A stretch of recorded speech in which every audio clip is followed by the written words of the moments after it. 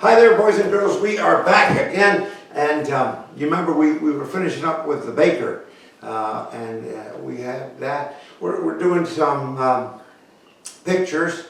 You may remember some of those that I've done, and cutting them out, and the bread that we did the last time, and all the loaves that multiplied.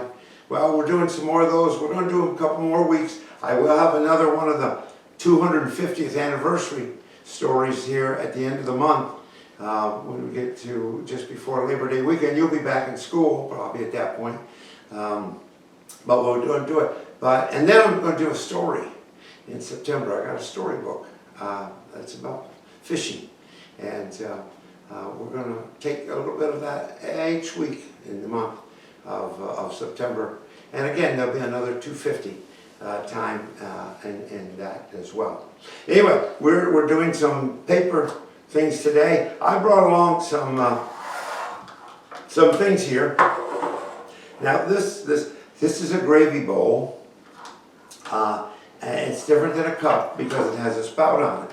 Now I have one from Israel, but I didn't get up into the barn to get it, and so I just have this here because it's like it. Now, we use candles, but back in Jesus' time, in his land, in Israel, they wouldn't have used candles like we know candles. They sometimes talk about a candle in the Bible, but they're not talking about a candle like we know, like we have at the front of the church and stuff like that. They're talking about really a lantern, and I brought one of these. This is from years and years ago. The globe has been broke. There used to be a glass globe above it.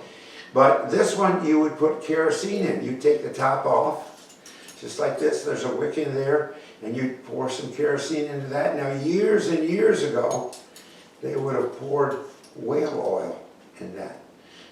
In my grandparents' time, when kerosene was not that, well, maybe my great-grandparents' time, they would have used whale oil. When the Pilgrims were here, they would have used whale oil, and they would have had a wick in it, and they would burn that. Now,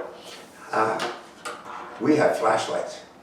How about that? I can see this reflected right on the camera there. That little bugger has a red light, and they didn't have flashlights. They didn't have electricity. They didn't have whale oil or kerosene in Bible times. I'm going to tell you what they did have. But they also didn't have this. This uses gas, okay? And the flame comes out, and there's propane in there. And so we can use gas for light and heat and cooking and all that. That wasn't available back in the Bible times. What they did have, and in Europe they used whale oil. The Romans used whale oil. They wouldn't have necessarily used what the Jewish people used in Israel. What they would use was olive oil. Have you heard of olive oil? If you know Popeye the Sailor Man, his girlfriend's name was Olive Oil.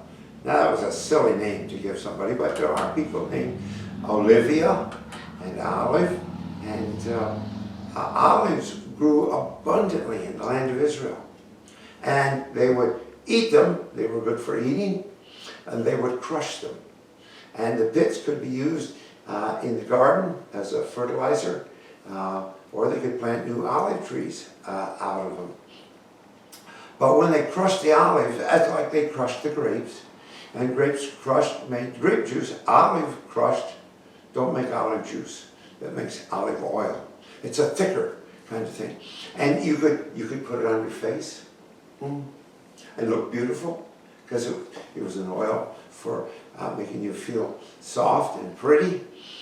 You used it for cooking, and you used it for light.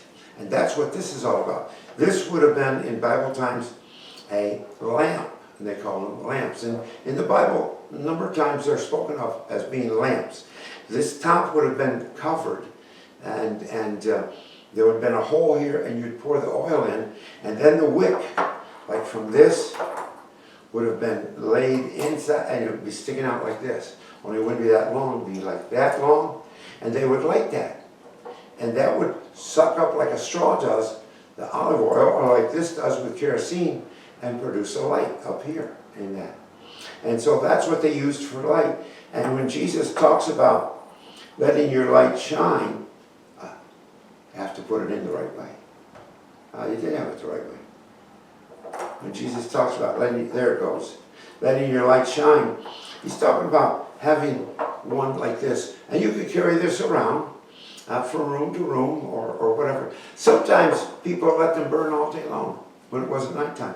Because when they wanted to light the stove or light the oven, light the area they cooked, the wood, they would take a twig and draw the fire. Otherwise, they had no matches. They didn't have anything like this to light a fire. So they'd have to strike stones to get a spark and then get it going that way, or rub sticks together until the tinder down there got to be so hot it would catch flame. Now they could do that, but a lot of times they just left it burn during the day, very, very small fire.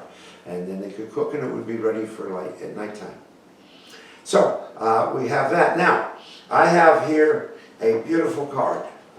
Isn't this a beautiful card? I worked on this for a while. Not too long, but a while I worked on it. It didn't come folded, and I had to be very careful when I folded it. And so there really isn't too much of a message there, is there? No. But then I did something else. I'm going to show you what I did. I took this. See, you don't know what this is. I don't even know what this is. I mean, it looks like a V, maybe. Maybe it's a house roof, okay? Who knows what it is? I'm going to put this in here, just like this. And I could have cut this out for you, but I'm pretty slow. And so I cut this out ahead of time so that I wouldn't have to do that. And you wouldn't have to be sitting around saying, what in the world is taking him so long? And stuff. But I'm getting it there. Now, isn't that beautiful? I thought you'd appreciate that. Do you know what that is? Well, it could be the Washington Monument in Washington, D.C. Could be the Washington Monument. Then again, it could be a telephone pole, because telephone poles are brown like that, aren't they? That's it. Then again, it might be a tree that I cut the top off from. And these are the roots going out at the bottom. But it isn't any of those. I can tell you what it is. Because this is worthless until I do this. And I'm getting ready to do it right now. And I'm going to hang on. This isn't any easier than any of the other stuff was. But I've gotten it down. Ta-da! Isn't that beautiful? That's a beautiful car. It's not a car? Okay. Oh, it's a beautiful airplane. Not an airplane. What is it? It's a candle, that's right. And it's no good until it's lit and it gives light. Jesus said, you're like a light that's been put on a hill. Now, he might have been talking about a campfire, because sometimes fires were used to pass signals to other places. They could see the light. Now, it'd be hard in the daytime, but at nighttime, that was a good time to give a signal. Daytime, you'd kind of build a small fire and then smoke would rise. And you could give a signal with the smoke. Native Americans, Indians in this country use smoke signals a lot. And they were able to convey not just, here's a smoke signal, but a message by the smoke signal. And stuff.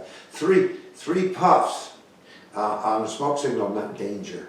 There was danger. There was something that was bad.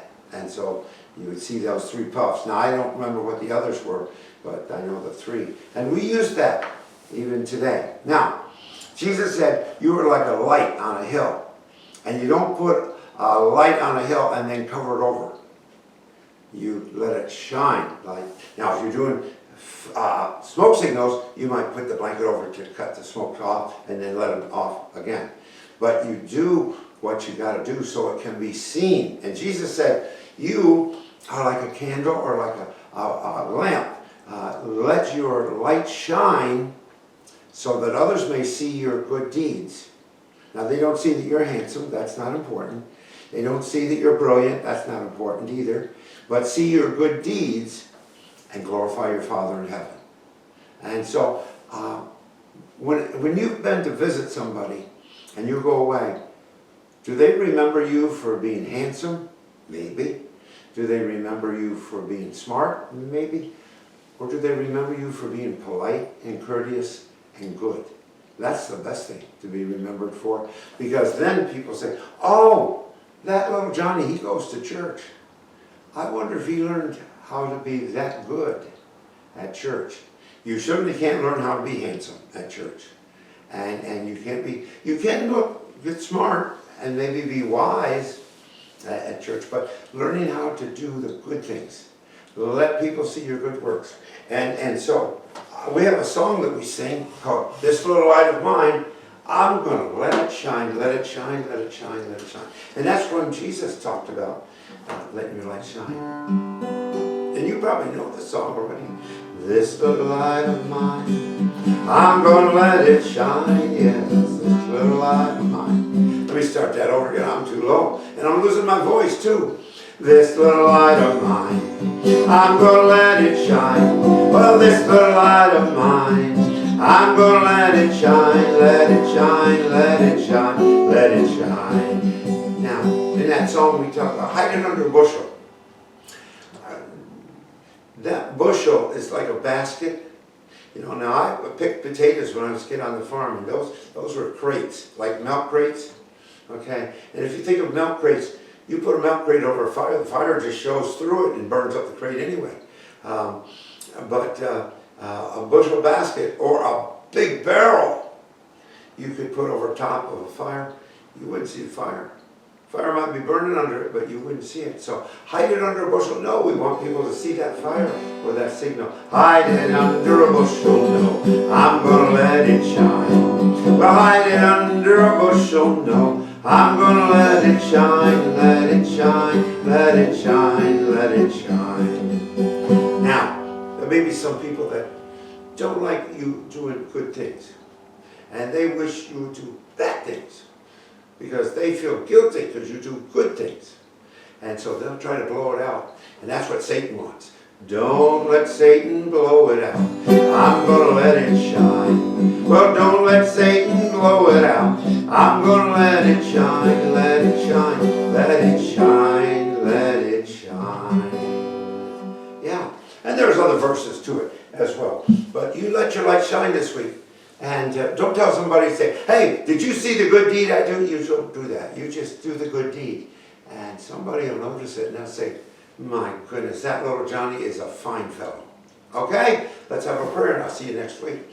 Father, thank you for this day. Thank you for the light that shines in our world by other people who do good. Help us to be doing good as well. In Jesus' name, amen. Bye-bye, boys and girls.